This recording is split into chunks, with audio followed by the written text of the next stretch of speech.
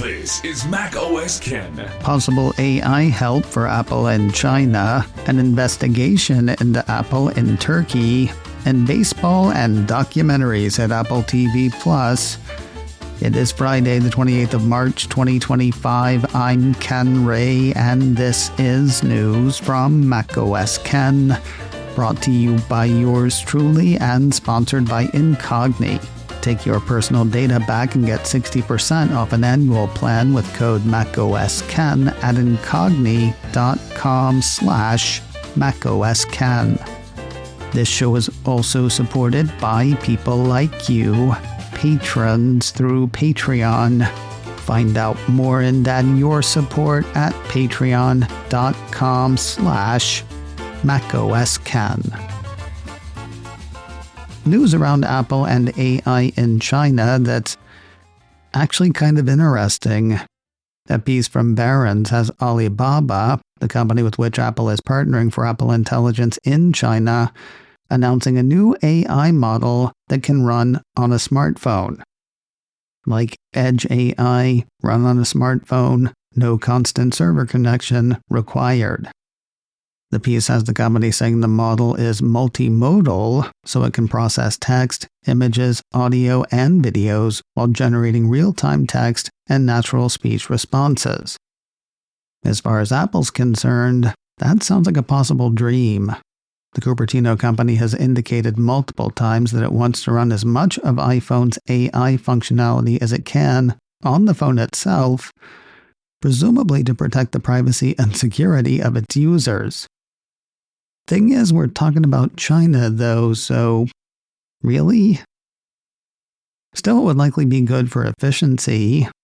Alibaba says the announced AI model sets a new standard for optimal deployable multimodal AI for edge devices like mobile phones and laptops. Whether Apple will agree remains to be seen. Of course, the iPhone maker's partnership with Alibaba isn't even official yet.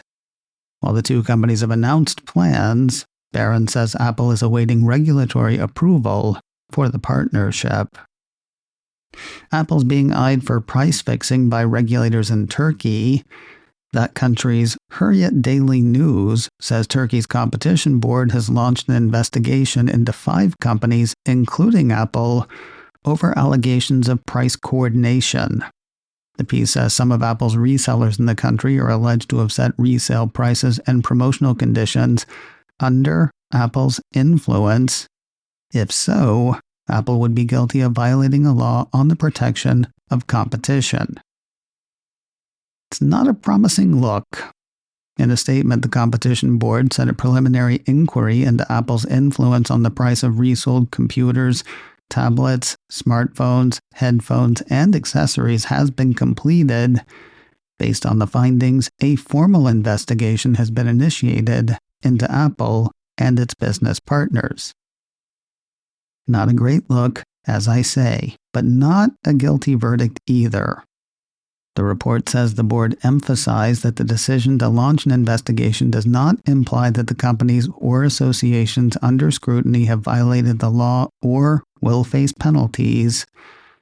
No word in the piece on a time frame for the investigation. A sort of syncopated seed to developers from Apple on Thursday. A piece from Mac Rumors says dev types got their digital mitts on a second release candidate for macOS Sequoia 15.4. The first release candidate hit earlier this week. No other OS got a second release candidate yesterday. Who knows why it's there, but there it is. Available now to members of Apple's developer program. Final Cut Pro for Mac and Final Cut Pro for iPad got updates on Thursday, as did Final Cut Camera.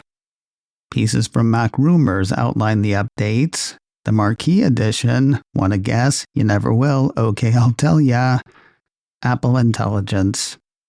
Notes for both FCP versions say, get inspired with Image Playground and use Apple Intelligence to quickly create stylized images based on a description, suggested concepts, or people from your photos library. Of course, that assumes the machine on which Final Cut Pro is running is capable of supporting Apple Intelligence.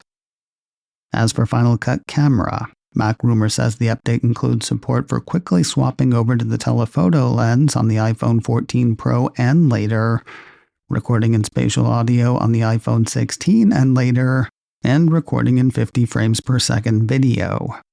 The Final Cut Pro updates are free for people who already have the apps. For the Mac, the editing tool is available for a one-time purchase of $299.99. It's available for iPad at two subscription prices, either $4.99 per month or $49 annually. Final Cut Camera is a free application. All three updated apps are available now in their respective app stores. More news in a moment, but first a word from today's sponsor, Incogni, helping you take back your personal data. Incogni works to get your personal data away from data brokers, organizations that gather and package as much information about all of us as they can, then sell it to other businesses. They sell to advertisers, they sell to insurance companies.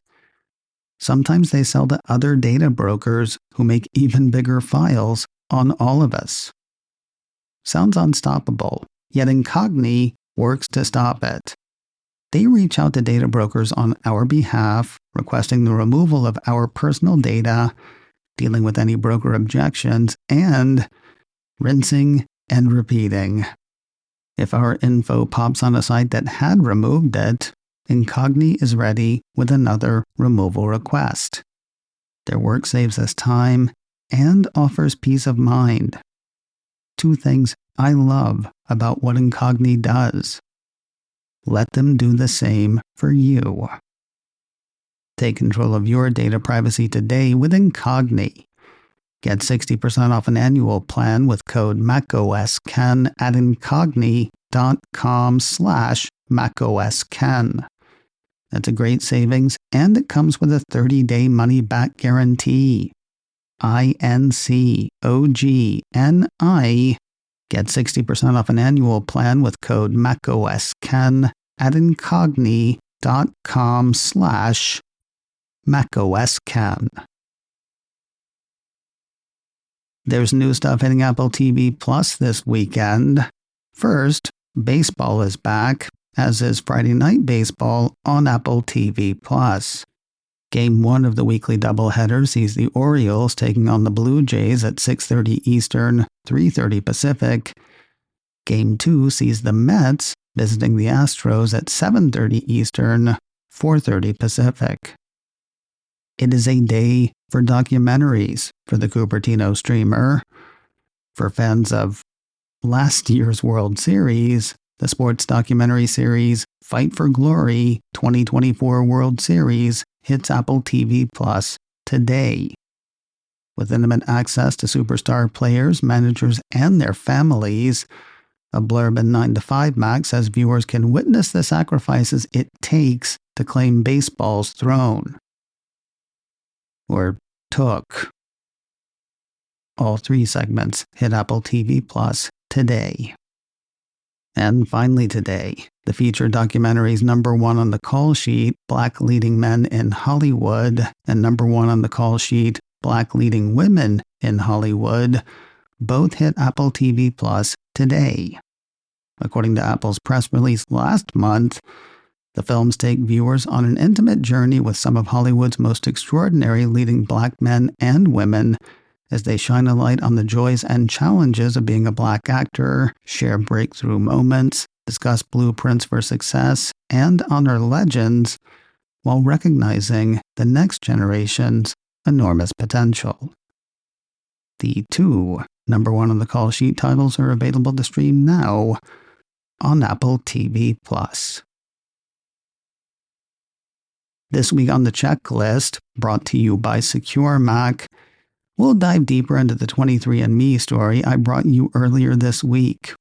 You know, the one that had California's Attorney General saying people might want to kill their profile with the now bankrupt company. We'll look at how people can do that and why they might want to. Plus, a crash course in the encrypted messaging app Signal, including why you might want to use it, and why upper echelons in government might not. That's all on checklist number 417. Find it today at securemac.com/checklist or wherever you get podcasts. macOS Ken, brought to you by me and sponsored by Incogni. Get 60% off an annual plan with code macOSKen at incogni.com/macOSKen. This show is also supported by people like you, patrons through Patreon. Find out more and add your support at patreon.com/macOSKen. Advertising handled by Backbeat Media. Online at backbeatmedia.com. You can reach me a couple of ways. Info at macosken.com or call 716-780-4080. Until next time, that is news from macOS Ken. I'm Ken Ray.